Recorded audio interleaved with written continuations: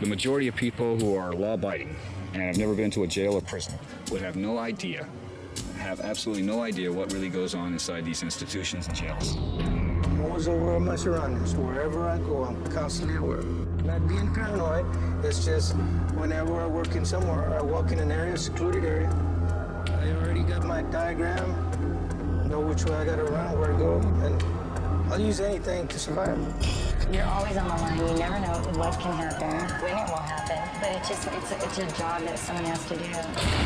We're like firemen. We run to the fire. We don't run away from the fire.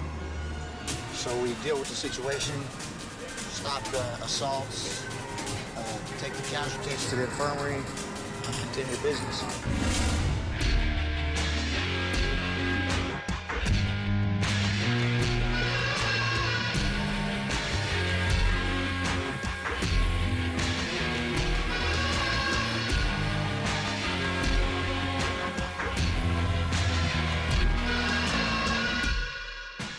Behind the concrete and razor wire of California prisons, you enter a world almost impossible to imagine. Brutal, violent, unpredictable, where gangs battle for control and inmates attack officers to make their bones.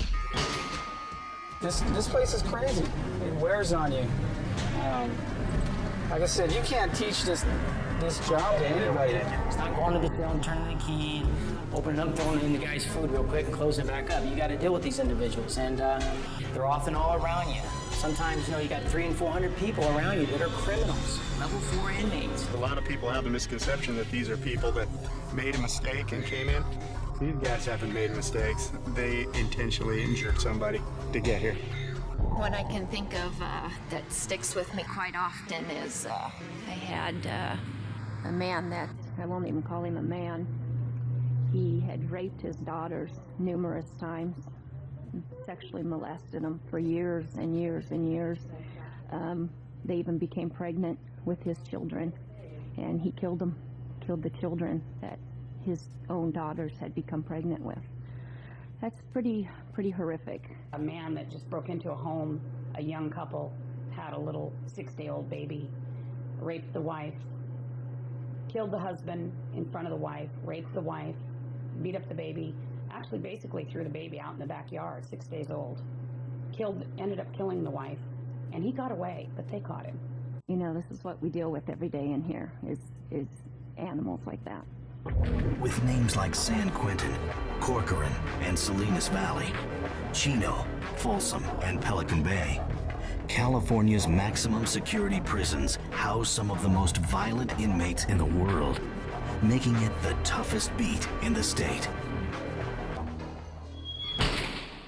They don't know how to work for what they, want. They take what they want when they want it. That's all we deal with for years, is people trying to game us and get over on us, So that's one of the big things, is they're highly manipulative. Don't trust any of them. Hey, convict, come up here, man. Gang investigator Zap Zamudio is California's most decorated correctional officer. It's a new breed now compared to when I came in. You push me, I'm pushing you back. If you manhandle me, I'm going to resist you, and it's on kind of thing. And they just start getting brave, and next thing you know, we have several step assaults. I always tell an inmate, in the history of corrections, never has an officer stabbed an inmate. And why is it the inmates feel compelled to stab us? We didn't put you here. For safety, prison life is highly structured, but the routine is often shattered when inmates attack officers or other inmates. These guys are not only prone to violence, but it's like they're committed to violence. And that's how they survive. Inmates are going to fight. Like I said, they don't like each other, and they're going to fight. They have these gang lines that they follow strict by.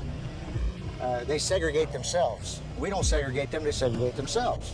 Crips, Bloods, Aryan Brotherhood, Emmy, Norteño, Northern Structure. These guys have their own rules. They have their ways of living. Some guys in here have been here for a long, long time. Here they are somebody. They get out there and then they're lost. Some of the rules, the unwritten rules, inmates have established, not us. The whites are, they've their own tables. They have their own tables on the yard that only the whites go to. The blacks have their own area. Southern Hispanics have theirs, and so on. Respect is a big issue. How you treat somebody is how you're going to be treated. You know, violence is carried on with a business type attitude instead of an emotional attitude usually. You know, it's just business, that's just the way it is.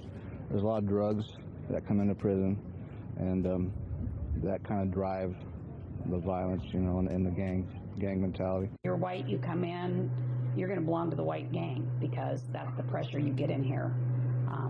They find out that, say he's a Southern Mexican, and maybe his best friend is from Fresno, but you know, he's going to have to decide, are you running with the Southern Mexicans or are you running with the Northern Mexicans? You can't do both. You can't have a friend that's a Northern Mexican. And if you do, well, then we're going to give you a weapon and we're going to say, you know what, you're his best friend and you can get close to him. You need to go and you need to stab him. You know, you can't show any type of affinity or affection or even liking somebody from a different race, otherwise you get stabbed by your own people. We know you can get close. Here's the weapon, do it. Well, I don't want to. Okay, no problem. We'll stab you. So you get a lot of pressure in here. The gangs put a lot of pressure on the other inmates when they first come in to be part of the gang. When they do things, they're going to do things in a way to not be seen and not be identified. And so they all shave their heads or whatever necessary. There'll be a bunch of them, they'll all wear their clothes the same way. And they know that somebody's going to do a hit that day, meaning an attack on a staff member or an inmate, and they'll camouflage themselves the best way they can. 9 out of 10 times they'll do it. He'll commit the stabbing. He'll get locked up for a year down his shoe or whatnot. He'll come back with respect. He'll have a badge of honor, a badge of courage on his chest, and he'll be now included completely as one of the guys. They know he's trustworthy. He's made his bones. These guys don't like themselves, they don't like each other, and they mostly don't like us because we keep them here. I've been physically assaulted several times.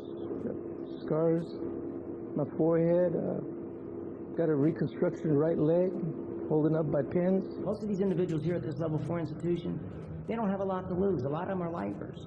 And as long as they get what they want, and that's get rid of you, and they get a badge of honor. They took an officer out. Man, what a great thing. You can get along perfect with this inmate, have a good rapport with him, and don't take it personal because he's got a job he's got to do just like we do. And they can attack you at any moment. They set their own petty wars aside, and their common goal is towards staff now. And to have that many people focused on 15 staff members, sometimes it's very stressful. Because of budget cuts and prison overcrowding, California has one of the worst inmate-to-officer ratios in the nation. Only Alabama and Oklahoma are worse. Well, the state of California prorates our ratio staff, and when I say staff, I mean correctional officer, to the inmates at 200 per 2 officers. And primarily, it's just something that you become used to. These guys are treated better than you and I on the streets. They've got better medical coverage. You know, they got laundry service, they got security, they got free electric, free housing, you know. These are actually classrooms. They may appear to be cages to some folks, but this is what the state will provide. This is the length that the state will go to try to educate these young men. But we do so much for these young people with the hopes that it helps. The care is top-notch. Inmates here can see a doctor within minutes of a complaint. They have routines they call weekly, so they definitely get a chance to see their doctor very frequently. I have a couple of kids at home, and I have to make an appointment for them to see their doctor, and it may not be within the same couple of days I would like. So the services are matching the community standard, if not exceeding. What we're trying to do is get this young man prepared for life when he walks out the front door to a life that he, for the most part, has no idea and hasn't been to. California's youth facilities hold some of the most violent offenders. Young, reckless, mostly gang members looking to move up and make their bones. Most of these guys have been in the system from the time they're 12 years old. They really don't know what they're facing, and we try to prepare them for that. They come from all walks of life, mostly from gangs. When they get to Chad, they pretty much exhausted the rest of the department. They've been through the lesser correctional facilities, they've been through juvenile halls, they've been through group homes, and they, for the most part, are violent, out of control, and have failed everything else that the state has offered. They're hardcore criminals in many cases, they're hardcore gang members, and they want to move up in that lifestyle. They want to move up to the big time, if you will. They'll assault an officer just to get out of here. You know, they feel they can do their time better over there. They got homeboys up in the pen.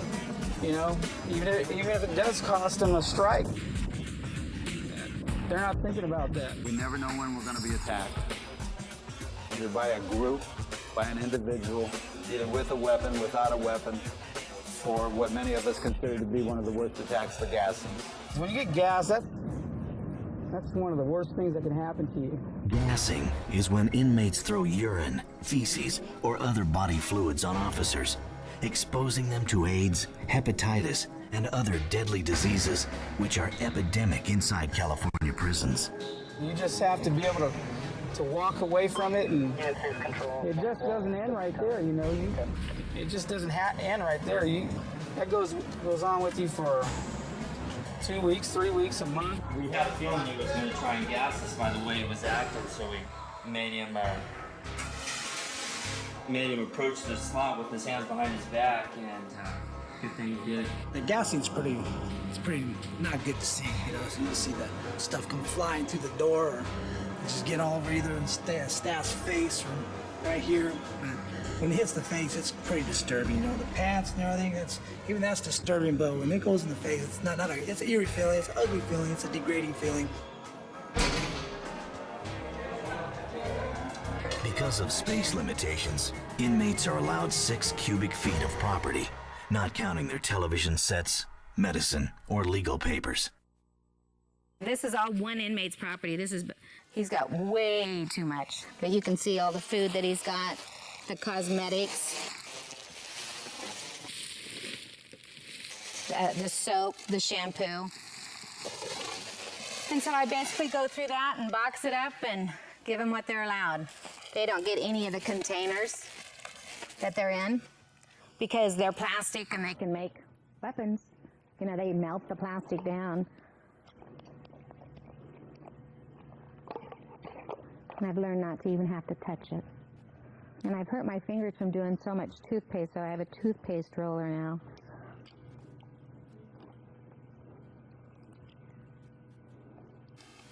The televisions are clear plastics due to the inmates were hiding their weapons inside that you can see all throughout. What we have here is our weapons board that we've collected throughout the years. They're very ingenious, but you have to remember they have 24 hours a day to figure these things out. This is only about maybe a 1% of all the weapons that we've recovered since we opened this institution. These are from inmates tearing the dining hall carts apart. We have soda pop cans, parts of food trays. They use all kinds of weapon stock. These plastic ones are made from, say, their shampoo bottles that they melt down. They used to be able to smoke. They had lighters and all of that. And we took the lighters away because, as you can see, not only do they melt down plastic to make weapons, they also use the lighter for a weapon. And we used to allow them to get regular toothbrushes in. Then we found out they started using it as weapons. We take that away. I've seen officers get speared from the shower. Arrows come out, and we initially we'd go down with just a vest. Then they were shooting so many arrows out at us and darts that we went down with shields, like welder's masks, that were reasonably thick plastic. But then one inmate got one, he used a copper tip out of a coax cable, and it penetrated the shield and hit an officer right here, right below the eye. So now we wear helmets that have thicker shields. That is a cuff key. It's made out of one of their little toothbrushes. And these inmates, you can figure that a good 50% of them are packing that at all times. It unlocks their cuffs, so you put cuffs on an inmate, you escort him out of his cell, they can get out of their restraints. They were using coax cables, but what we've done with that is now we have manufactured ends. So if they're altered at all, we take them. It used to be we'd measure them, but they could all sneak an inch, 2 here and there.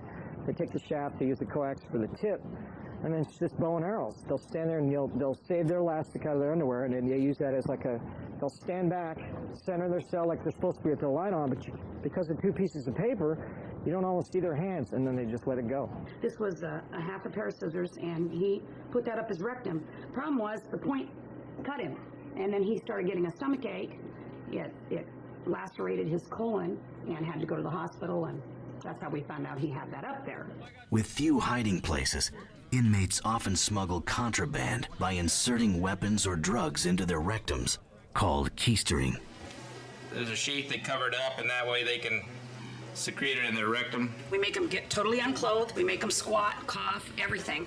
But if they've got it up there, we can't find it. And they get out in the yard, and maybe they're jogging or they're hanging with their friends in the yard. And when they're ready to assault somebody, if you're watching, and sometimes you have 200 inmates on the yard, so you can't watch every single one of them. They'll go over and they'll squat when no one's watching. They'll grab their weapon out of their rectum, and then they'll go over and assault whoever they're going to assault with it.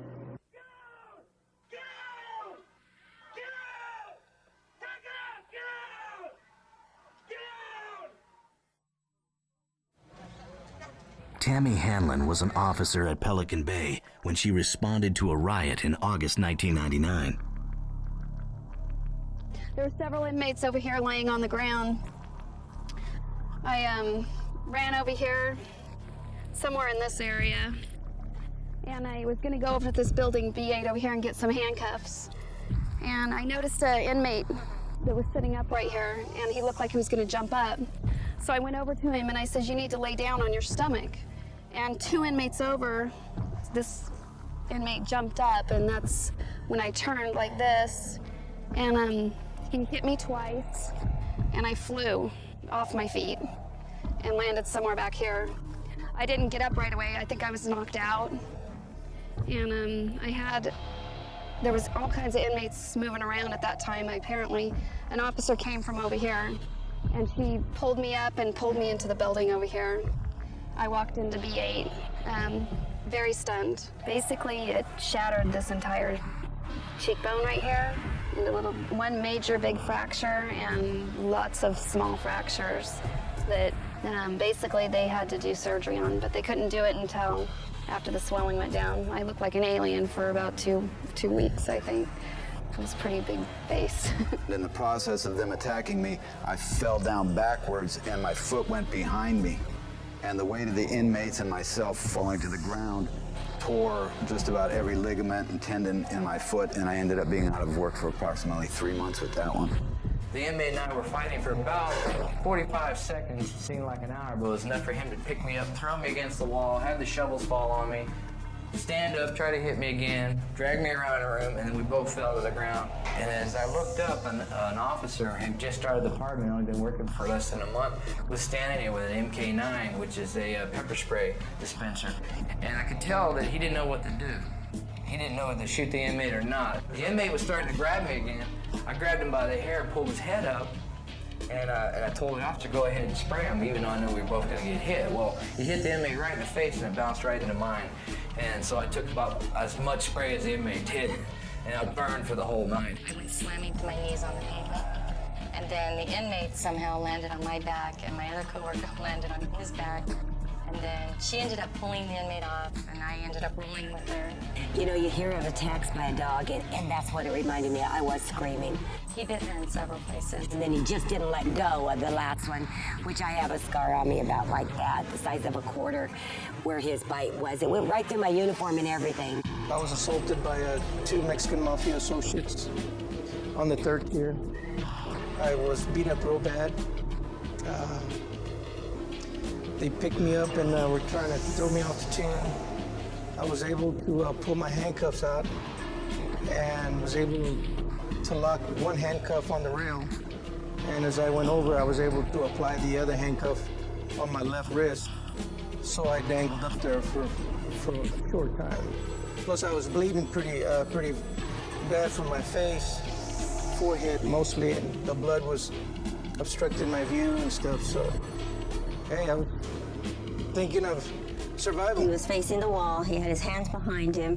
My partner was behind him. He went to put the cuff on, And at that point, when he put the cuff on, he just made a sudden move and came with his hand and hit me right on the head.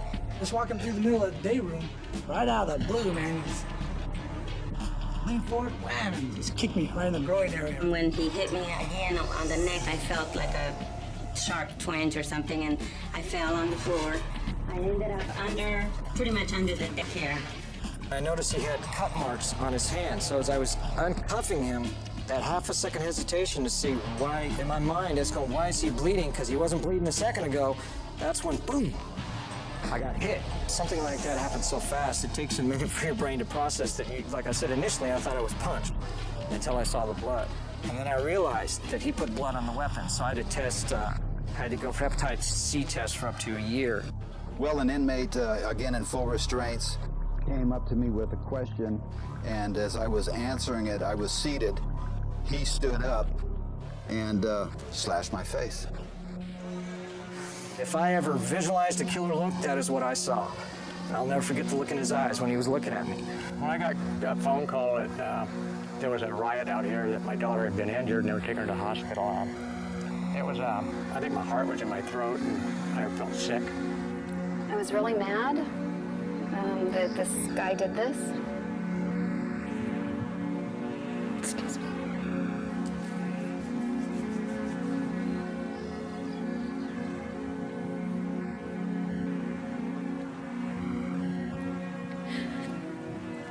I have kids, and I had to explain it to them,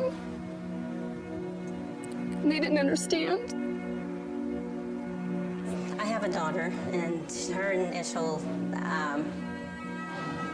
reaction was, "You're not going back over there. You don't want to over there. That's, I don't want you to get hurt again." And she was pretty scared. She told me, "Why do you want to do this? Why do you want to be there with all those mean guys?" And I told her it's my job. I was exposed to HIV, hepatitis A, B, and C. It was a real emotional time for the last 6 months for me. If your kid fell off their bike and had a bloody knee, it was like, let me glove up, I don't want to touch him. It was a bad feeling. But then I'm over that now, pretty much now. It's really, really hard to have someone working in a prison when you love them as much as I love my daughter. I was scared, and I didn't want to be scared. I loved my job, and I loved the people I worked with. They were really great people, and now I had a fear that I didn't have before.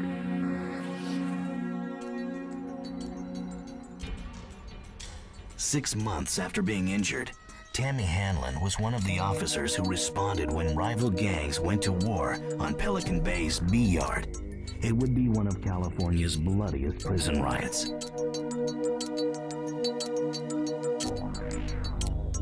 You can almost sense an evil presence. It was really something that was, it was almost like a cloud of wickedness basically came down this yard.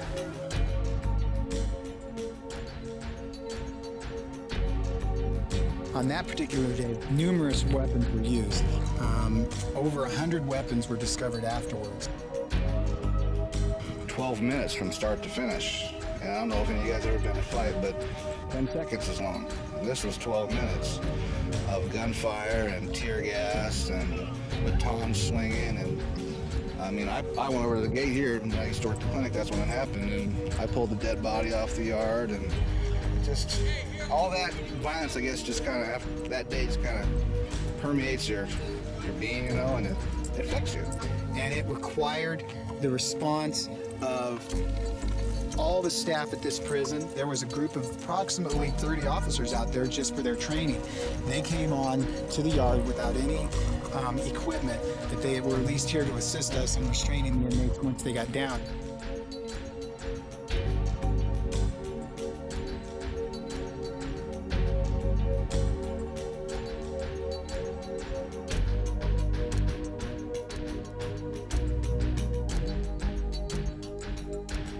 It was like a war zone out here. I had never seen anything like it in my life. There were so many inmates fighting and they wouldn't stop. And I had a big canister of OC, like a fire extinguisher, and I hosed down many inmates. and they would just get down for a second and jump right back up and begin fighting again. We continued to tell them to stop. They didn't. They would get down for a moment, then they would get back up when they could see that we were still outnumbered by them.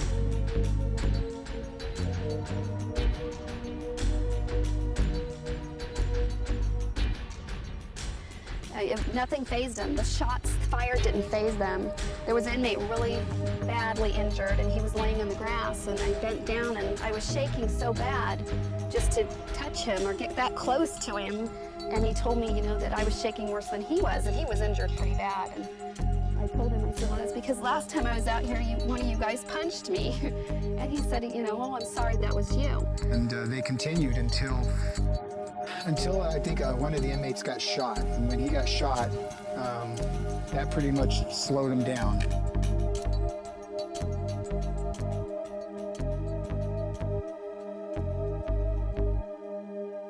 "35 inmates were stabbed or injured in the fighting, requiring over 1,000 stitches.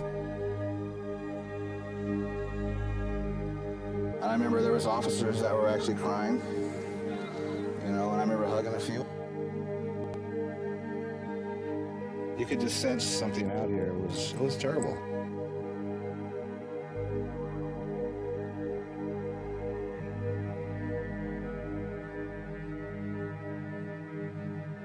Every one of those officers is subject to it out there. And that's what these officers need to know. The new ones coming in especially need to know that you could be subject to being assaulted, and it could, you know, change your whole life. There's nothing like going to your own fellow officer's funeral. It's like the worst thing that could happen. And it happened. I want to go home tonight. I want to be safe, I want to do the right thing, and I want to make sure that whoever I work with, along with myself, walk out that gate. Then it'll be a good shift, regardless what happens in between. If it's your day, it's going to be your day. I tell everybody I didn't come to prison to die.